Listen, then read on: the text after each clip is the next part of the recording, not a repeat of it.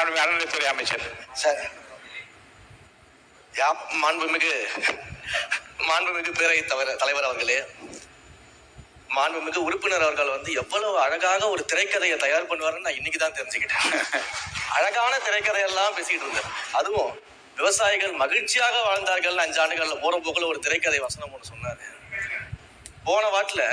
போன ஆட்சியிலாம் நீங்க பாத்தீங்கன்னா பல இடங்கள்ல விவசாயிகள் வந்து 309 கோடிக்கு வந்து நீங்க நெல் சேமிப்பு கிடங்குகள் அமைப்பீங்கன்னு சொன்னீங்களே, என்ன ஆச்சுன்னு பல இடங்கள்ல கேட்டுக்கிட்டு இருந்தாங்க. தஞ்சாவூர்லயே அன்னைக்கிட்ட எல்லாம் கேட்டிருப்பாங்கன்னு நினைக்கிறேன். அப்ப அதெல்லாம் என்ன ஆச்சுன்றதை பத்தி சொல்றேன். வாகன போக்குவரத்து இருக்கு பாத்தீங்களா, அந்த கொள்முதல் செய்துவிட்டு வாகன போக்குவரத்து பல்வேறு முறைகேடுகள் நடந்ததாக விவசாயிகள் எல்லாம் போராட்டம் பண்ணாங்க. அதெல்லாம் அண்ணன் கண்ணுக்கு வரவே இல்லையா என்னன்னு தெரியல. கரும்புக்கு வந்து ஒரு விலை நிர்ணயம் செய்துவிட்டு கரும்புக்கு ஒரு விலை நிர்ணயம் அரசாங்கம் செஞ்சா அந்த விலைக்கு கீழே இன்னொரு விலையை அதிகாரிகள் நிர்ணயம் செய்து கருது கொள்முதல் செய்ததாகலாம் அன்னைக்கு விவசாயிகள் போராடினாங்க, பிரச்சனை பண்ணாங்க. அதையும் அண்ணா மறந்துட்டாரு போல. இப்படி